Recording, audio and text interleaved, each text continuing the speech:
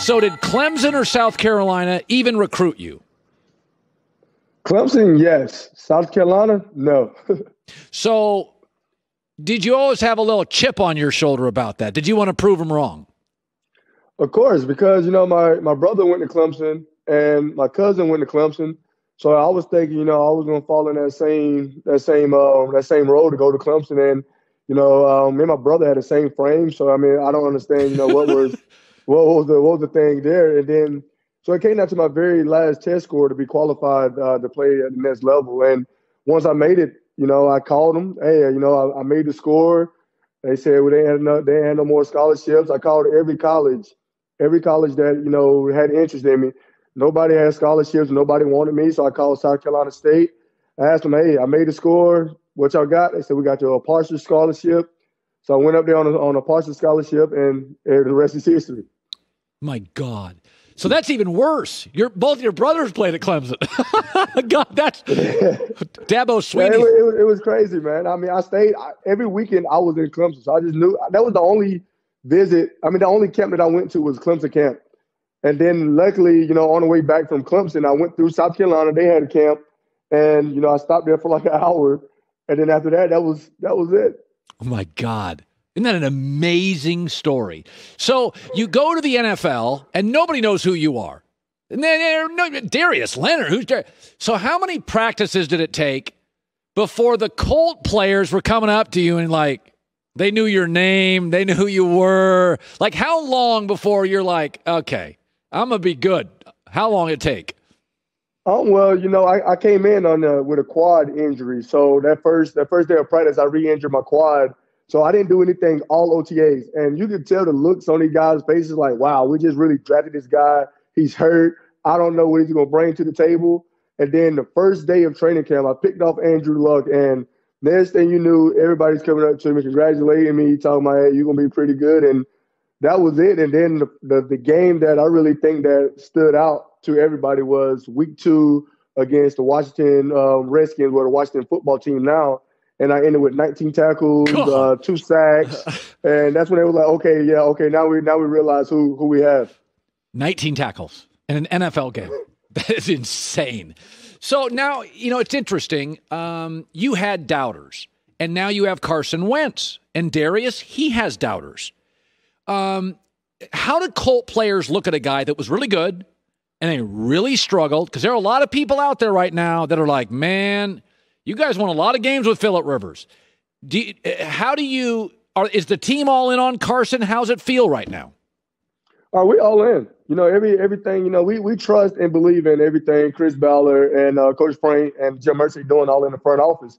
And if you get brought into the Colts organization, that means that they believe in you. And if they believe in you, we believe in them, and we're going to stick behind you no matter what. And I do think, I played against Carson in 2018, his first game back from his injury, and he played very well on it when he came back. I haven't seen too much film after that, but he was actually a pretty good quarterback when we played him. So we know what talented he is. We know what type of leadership that he brings in. So we're definitely looking forward to it. And I just pray that he take every doubter, just like Phillip Rivers did. They doubted Phillip Rivers when he came to the Indianapolis Colts, and he proved them doubters wrong. So I hope that Carson Wentz can come in and prove every doubter wrong, and hopefully at the end of the season, when he's holding up that Lombardi Trophy, hopefully he can hopefully get some kind of good feedback instead of all this negative feedback that he's getting now in the media, which definitely sucks because he's been playing well. He's in the NFL, and everybody talk trash. He's playing at the highest level that he can possibly play at, and he gets so much criticism for being an NFL quarterback. So I'm definitely looking forward to it. By the way, Phillip Rivers, I'm not sure Phillip Rivers could outrun my microphone. He's an old man, and he came in last year, and Joy and I were sitting here, and we're like, this guy, we thought he should hang it up. Were you, he's not the most athletic guy. The first time you played with him, he doesn't run very well. He's got that crazy sidearm stuff.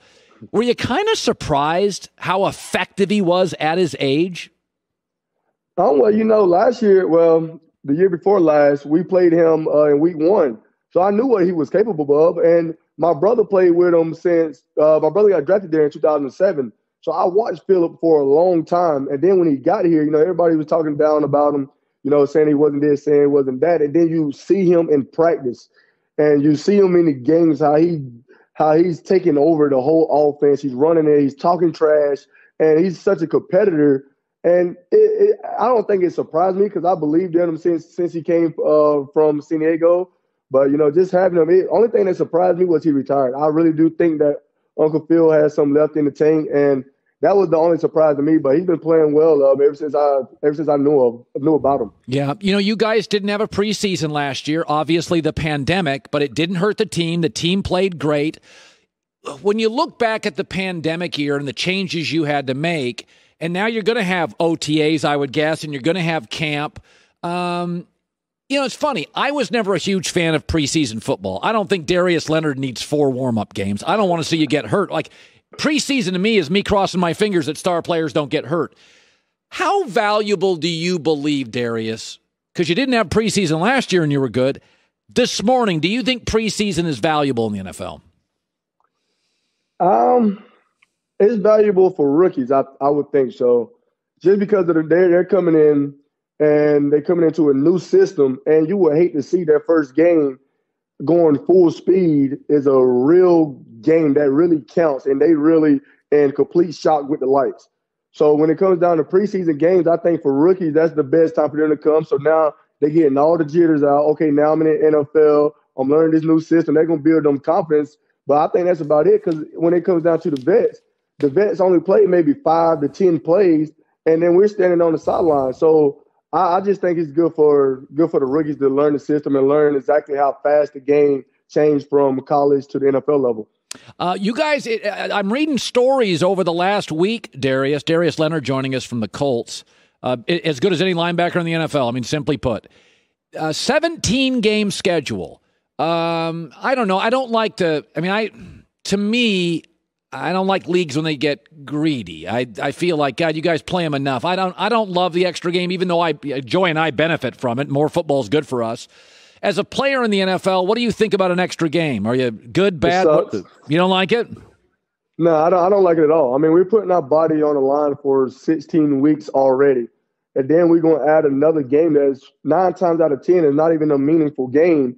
And you're putting everything at risk. So I personally don't like it. The other guys voted for it. I think the 16-game season was been good for 50 years now. So why change it now? So I don't like it at all, unless they're gonna give us another bye week, because it's already a long season. So why add another game? Yeah, no, I totally agree with that.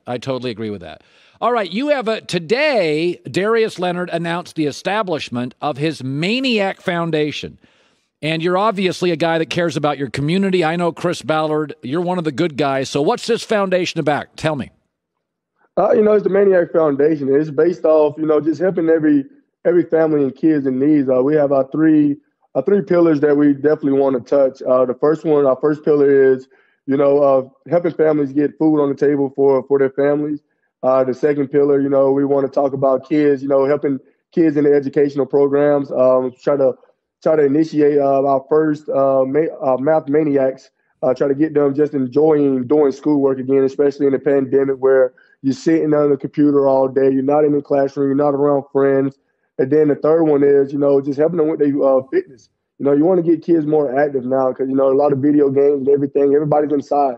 So we want to try to get kids to kind of get active again, making sure that they know that there's so many people that's out there that's going to help them on their way, and they're not alone. So just definitely trying to just find a way to get kids more involved, help families out that's in need, and just trying to be a lending hand to people in need.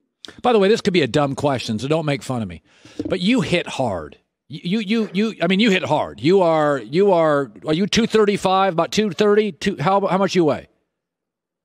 I probably finished the season probably around 215. Ooh. You hit hard. If you ever hit a guy and you hear him wince, like after you hit a guy, you've sacked Ryan Tannehill a lot. When you hit Tannehill, can you just hear? Does he ever talk to you and say, "Can you slow down a little"? No, because when I tackle quarterbacks, now it's time to celebrate. It's time to have fun. So I don't even give them an opportunity to really say too much. I think the only person that I ever hit and he talked trash to me was the old man Frank Gore.